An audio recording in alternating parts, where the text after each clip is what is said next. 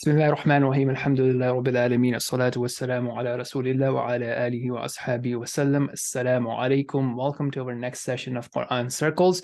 Today we'll be starting with Surah AlMa'arij, verse number 29, and this will be a continuation of some of the qualities that we were looking at last time in our last session of what are the good qualities that a believer should have, and those are the ones that will be protected from the hellfire. And may Allah subhanahu wa ta'ala make us from them.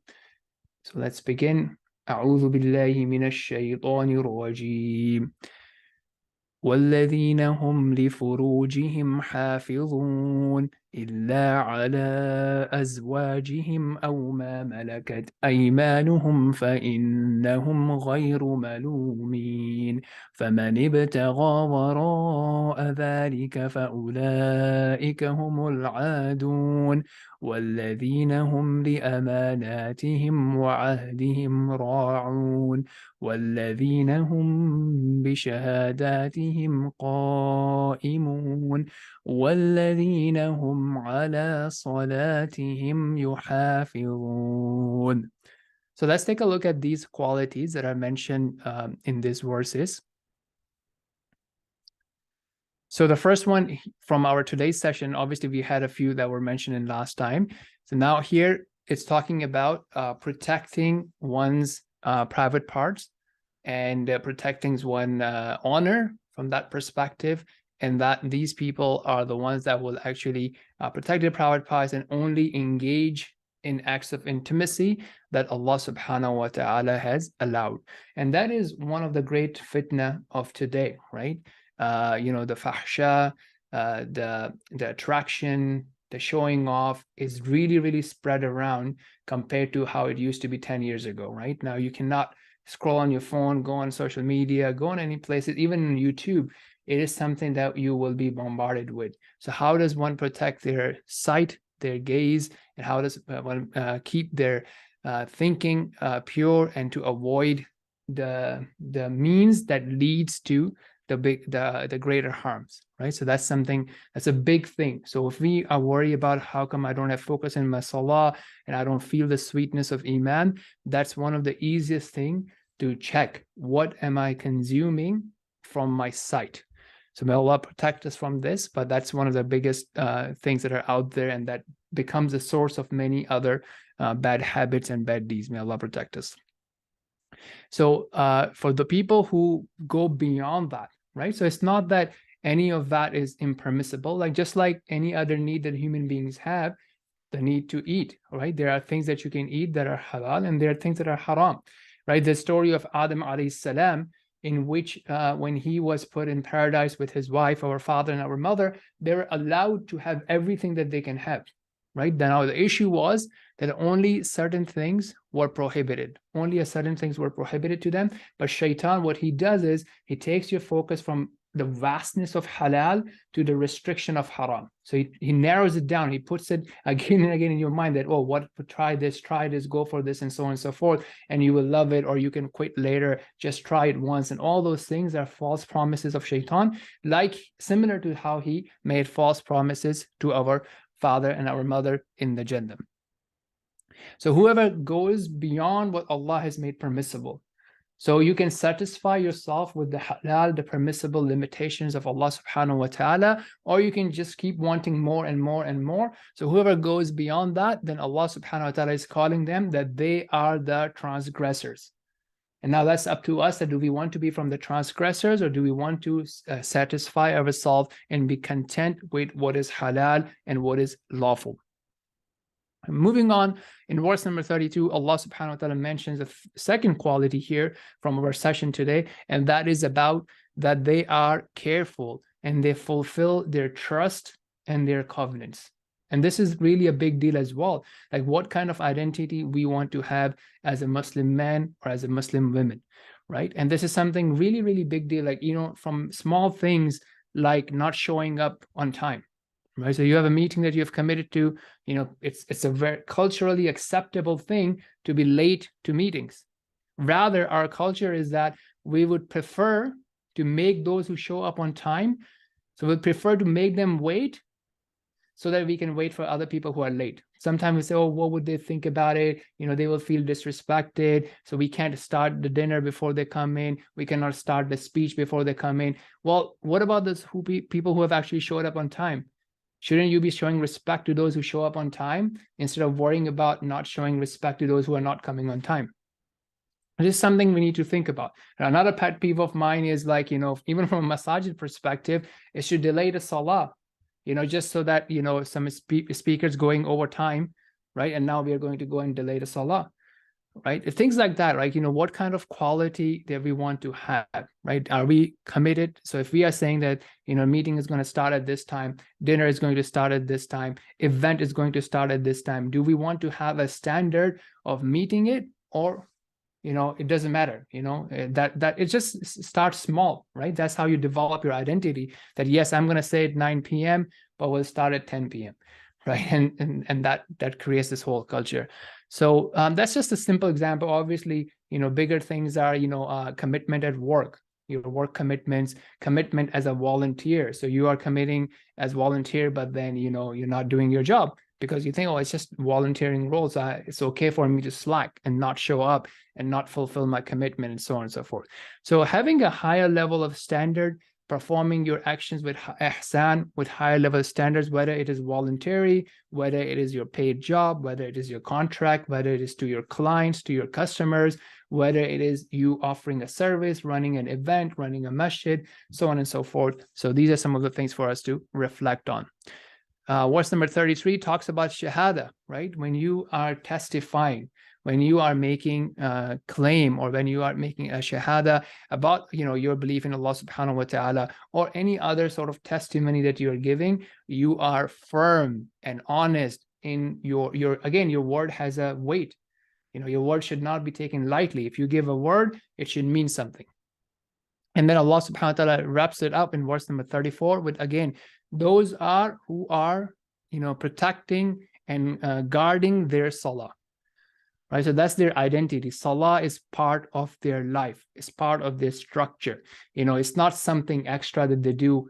When you talk to some of the people, they're like, I'm so busy, right? So it's just going to get that last end of my time. If I can make time, I'll do it, but it's not what I'm going to make my other things run around. Right? So if you have this identity of being a musalli, someone who establishes salah, then regardless of what's going on, that's my core principle. And I'm going to work around it. I'm going to do my business around it. I'm going to do my studies around it, but I'm going to make sure that my salah is on point. So what do we have? What is Allah subhanahu wa ta'ala promising such people? Let's take a look at the deal that Allah subhanahu wa ta'ala has on the table here. أولئك في جنات مكرمون. Okay, so now your boss and my boss, or our clients, our customers, our donors may give us different deals, that if you do this thing, I will donate, I will invest in your business, I'll give you a paycheck. And they may ask a commitment of 40 hours plus, if anything goes wrong, you have to be available on weekends and nights because it's your responsibility. Many companies would expect that. Now, Allah subhanahu wa ta'ala has, if you really, sometimes people say, oh, Islam is so hard. But if you really look at it, how much do you have to sacrifice, and how much Allah subhanahu wa ta'ala is commanding you to do a specific thing from your time is very little. And as a reward of that, Allah is saying that they will live in the gardens forever. Okay, now here in this world, if you are thinking about having a great retirement and you're doing your retirement planning, you have to work really, really hard to be able to have that retirement lifestyle that's acceptable and affordable to you. But here, if you do basic things, worshiping Allah subhanahu wa ta'ala, doing good things, protecting yourself, and boom, you have this amazing reward of being honored in the Jannah. Okay, so now we see sometimes, people being honored in the FIFA and the soccers, or the boxings or Muay Thais and MMAs and other sports and other business figures that are being honored when they have these great wins and great big swings and big exits. But look at this, on that day, this is it. You can, if you make it, if you have these qualities, you will be honored. You will be the champions. You will be the one who is going to be holding the World Cup, if you will. But that's something that we need to think about. Are we planning to do that or not? When things become hard, let's take a look. Let's keep the prize in mind. Let's keep the eyes on the prize to see what's on stake here, and am I going to be able to sacrifice for that, or am I just going to go after my own desires?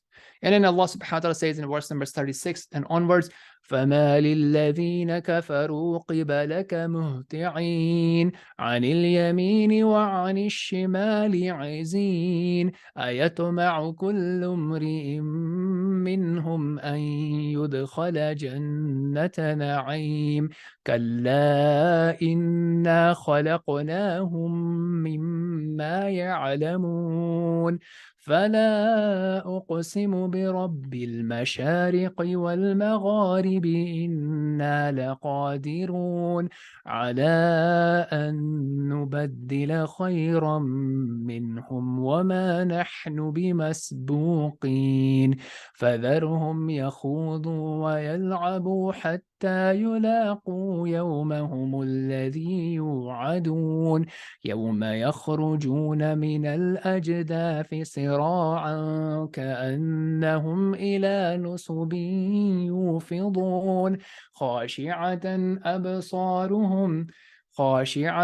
أبصارهم ترهقهم ذلة ذلك اليوم الذي كانوا يوعدون. So with this, inshallah, we'll conclude the surah. Let's take a look at the rest of the verses. Okay, so first one is, again, the negative qualities, right? So while you have all these things and this big prize on stake, what is the matter? What is causing these believers, these disbelievers, to run away from the beneficial reminder? Okay, so the practical thing for us to think about is, what are we distracted with from content perspective, from chasing the dunya perspective, to not spend time with Quran, to not spend time in beneficial classes, and just going after all sorts of weird and stupid entertainment, right? Just like random stuff. Like if you just look at, subhanAllah, sometimes you just go through social media and the type of content that's out there to grab people's attention, like people are just, lowering themselves at different levels. You see sometimes, really respectable Muslim figures just posting random stuff, non-beneficial stuff. And I'm not saying that we shouldn't have any entertainment in our life or distraction, what have you, but the amount of nonsense that we, or the majority of us, consume is ridiculous, right? We're just turning away to random stuff that's not even beneficial for our deen, nor is it beneficial for our dunya. And what is our state, right? Allah subhanahu wa ta'ala is saying that, do we just expect that we will get into the gardens, we will get into the Jannah? That do we have this contentment? Do we have this confirmation? Do we have this guarantee? So something to think about. What am I doing? And I just believe that, okay, because I said La ilaha illallah, I'm from a Muslim family or part of some Muslim group, that's it, I'm good to go. And rather, Allah subhanahu wa ta'ala is saying that, look, we have created them from which that they know, right? So look at where you come from. Look at where all this ego is coming from, and what was your weak state when you were created, and what you are created from. And Allah subhanahu wa ta'ala then takes an oath by himself, the Rabb of Mashariq and the Maghrib, right? So the East and the West. And that is Allah subhanahu wa ta'ala. And we discuss what does Rabb means and how it entails the three qualities, the three attributes of being the creator, being the continuous owner. So Allah is the creator, and he continues to own his creation, including myself, my eyes, my body, my time, my life, and everybody's, whatever he's creating, the life, the relationship, the emotions, the intelligence, he still owns it. And he has full control of it. None can harm it. None can benefit it except by his permission. So Allah is saying that he is able, that he can change us, and he can bring other people. And that is something really important. That, sometimes we think if we don't do it, it won't happen. If we don't do da'wah, people won't become Muslim. If we don't do charity, people won't be fed. We sometimes think too much of ourselves, that if we don't do it, it wouldn't happen. SubhanAllah, Allah will make it happen. Whatever Allah wants will happen with or without us.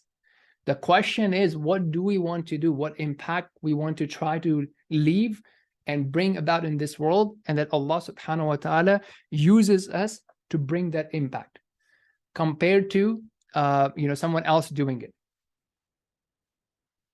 So that's something for us to think about.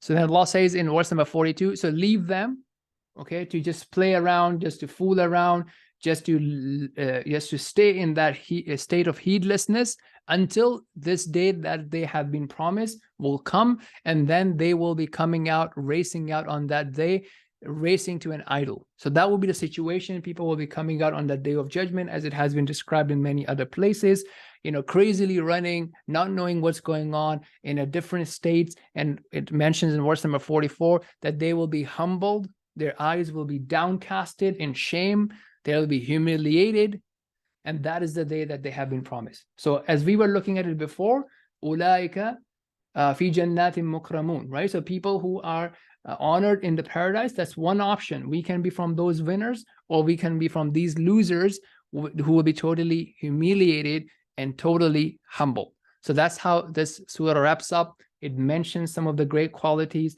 It mentions some of the qualities that are going to take us or people to the hellfire. May Allah protect us. May Allah not make it from those people, and may Allah make it from the mukramun, the ones who will be honored in the paradise. So the action point would be for us to think about what kind of qualities do I have, and how can I improve in having the good qualities that Allah is praising and that Allah is linking to the people of paradise, the winners, and not be from the losers. So that's some of the reflections that we have as we wrap up with Surah AlMa'arij. Now, before we go into our word-by-word component, I'd love to hear from all of you. Hopefully, you can raise hand and speak up and share some of your reflection. You can rephrase some of the stuff I've said. That would help you to internalize what we have discussed. And that will perhaps you will have some different ideas, some different angle. And so let's do that. You can also do it by text, either put it in the chat or raise hand, and inshallah share your reflection.